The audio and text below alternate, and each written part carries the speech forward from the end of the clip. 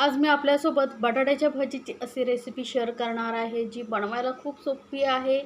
जास्त अशी वेळ ठेवला तरी टम्म फुगलेली राहणार. बघू शकता भजी किती टम्म फुगलेली होते आणि जराही तेलकट होत नाही. खूप कुरकुरीत होते आणि चवीला तर खूपच भारी लागते. यासाठी काही छोट्या-छोट्या टिप्स आहेत, ज्या मी तुम्हाला सांगणार आहे. ज्या फॉलो करून जर तुम्ही ही भजी बनवलात ना, तर मस्त अशी टम्म फुगलेली होईल आणि हॉटेलपेक्षा खरंच खूप भारी लागते. तर एकदा नक्की बनवून पहा. या पद्धतीने ही बटाट्याची भाजी तुम्हाला ही खूप आवडेल आणि रेसिपी आवडली तर चॅनलला लाईक्स, कमेंट्स आणि सबस्क्राईब करायला विसरायचं नाही, लक्षात ठेवा. तर आता मी घेतलेला इथे बटाटा, तर हा मी एक मोठा बटाटा घेतलेला आहे. यामुळे काय होतं, बटाट्याचे स्लायसेस मोठे होतात. आता याची जी आहे सालवरचं काढून घेणार आहात. एका बटाट्यामध्ये ही खूप साऱ्या भज्या होतात. तर बघू शकता, ही बटाट्याची पूर्ण साल काढून घेतलेली असं ना, लांबट मोठ्या थोड्या साईजचा बटाटा घेतला की जास्त भजी छान होते मोठी. आणि जर छोटा बटाटा घेतला तर काय होतं, भज्या ज्या आहेत ना छोट्या-छोट्या होतात. त्यामुळे असा मोठाच बटाटा घ्यायचा. बटाट्याची साल आहे व्यवस्थित काढून घ्यायचं आहे. पूर्ण साल काढून घेतलेला आहे. आता याला धुवून घेते मी. हा बटाटा धुवून घेतल्यानंतर काय करायचं, आपल्याला याला स्लाईस करायचे आहेत. तर पातळ-पातळ स्लाईस करायचे आहेत. म्हणजे काय होतं, भजीही जास्त होते आणि जेव्हा आपण भजी तळतो ना बटाट्याची, तेव्हा बटाटा शिजला जातो. जर जास्त जाड ठेवलात ना, तर मग बटाटा आतला कच्चा राहतो. अशी पातळ केली की भजी जास्त होते, बटाटा व्यवस्थित शिजला जातो.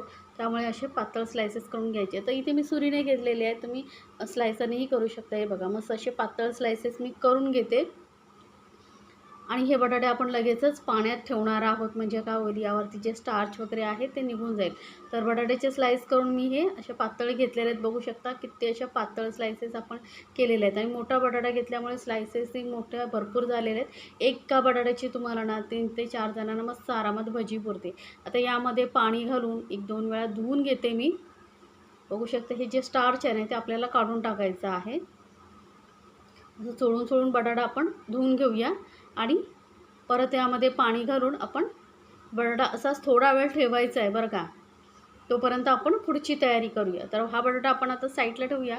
तर एका बाउलमध्ये मी घेते बेसन. तर एक मोठा कप भरून मी बेसन घेतलेलं आहे. 1 कप बटाट्यासाठी एवढं बेसन बस होतं.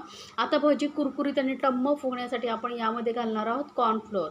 तर कॉर्नफ्लोअरमुळे काय होतं, भजी ना मस्त अशी टम्म फुगलेली होते आणि जास्त वेळ तशीच टम्म फुगलेली राहते आणि तेलकट होत नाही, सर्वात महत्त्वाचं म्हणजे. आणि आता भजीने एकदम मस्त अशी हॉटेलसारखी पिवळी होण्यासाठी आपण इथे घालणार आहोत चिली फ्लेक्स. लाल मिरची पावडर घालायची नाही आहे. सोबतच घातलेले आहेत चवीनुसार मीठ आणि थोडीशी हळद, जास्त हळद घालायची नाही. आणि फक्त एक 2 पिंच एवढा आपण बेकिंग सोडा वापरणार आहोत. बेकिंग सोड्यामुळे काय होतं, भजी मस्त अशी कुरकुरीत होते. सोबतच थोडी मी कोथिंबीर घातलेली आहे. आता तुम्हाला चिली फ्लेक्स नसतील घालायचे ना, तर हिरवी मिरची बारीक चिरूनही घालू शकता. आणि तुम्ही म्हणाल आता माझ्याकडे कॉर्नफ्लोअर नाही आहे, तर मग तुम्ही याऐवजी तांदळाचं पीठही 1-2 चमचे घालू शकता. पण शक्यतो कॉर्नफ्लोअर घालून बघा, मस्त भजी होते. आता यामध्ये थोडंसं पाणी घालायचं बरं का, एकसाथ जास्त घालायचं नाही. थोडंसं पाणी घालून आपल्याला हे पीठ छान असं फेटून मस्त असं फ्लफी करायचं आहे. 2-3 मिनटं छान असं फेटून घ्यायचं आहे.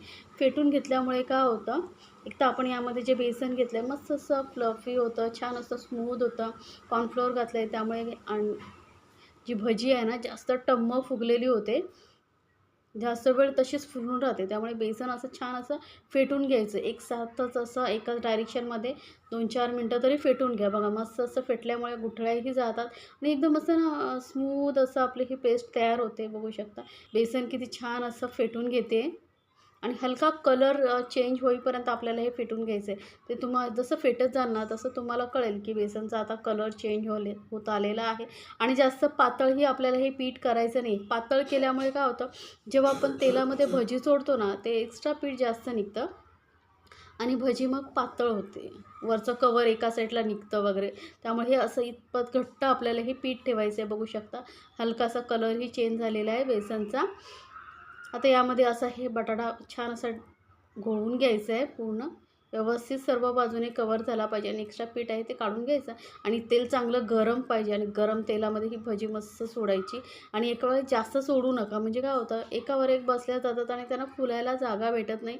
त्यामुळे मग भजी फुलत नाही आणि एकमेकांना चिकटल्यामुळे त्यांचं कवरही निघतं आणि मग बटाटा आतमध्ये जो आहे तेल शोषून घेतं. त्यामुळे काय करायचं, जास्त भजी एक साईड सोडायची नाही. जेवढ्या कढईमध्ये व्यवस्थित राहतील एवढ्याच भजी आपण सोडून घ्यायची आणि गॅस मीडियमवरती ठेवायचा, मध्यमवरती, म्हणजे जो आतमध्ये बटाटा आहे व्यवस्थित शिजला जातो, कच्चा राहत नाही. तर इथे बघा 5-6 भज्या मी सोडलेले आहेत. आता छान अशा त्यांना फुलू द्यायचं आहे. तर गॅस मीडियमवरती ठेवून भजी आपण ही छान अशी फुलेपर्यंत तसंच राहायचं आहे. जोपर्यंत व्यवस्थित फुलत नाही तोपर्यंत पलटायचं नाही. आणि यांना आता दुसऱ्या साईडने आपण पलटून तळून घेऊया. मस्त बघू शकता प्रत्येक भजी कशी छान अशी फुलली गेलेली आहे. तर या पद्धतीने नक्की करून पहा आणि मला सांगायचं आहे बरं का. आता ह्याचं बघा, आपण यामध्ये लाल मिरची पावडर घातली नाही आहे, त्यामुळे आपल्या भजीचा कलर किती सुंदर आलेला आहे बघा. मस्त असं पिवळसर कलर आलेला आहे. लाल मिरची पावडर घातली ना तर भजी एकदम लाल होते. त्यामुळे जर तुम्हाला आवडत असेल तर लाल मिरची पावडर वापरू शकता, किंवा जसं मी सांगितलं चिली फ्लेक्स आणि किंवा लाल हिरवी मिरची घालू शकता. आणि भजी बघू शकता मस्त अशी टम्म फुगलेली कुरकुरीत होते. चवीला खरंच खूप भारी लागते. या पद्धतीने नक्की बनवून पहा आणि रेसिपी आवडली तर चॅनलला लाईक्स, कमेंट्स आणि सबस्क्राईब करायला विसरू नका. सोबतच बेल आयकॉनवरती नक्की क्लिक करा. तर ही भजी आपली तळून झालेली आहे. तर यार मी काढून घेते.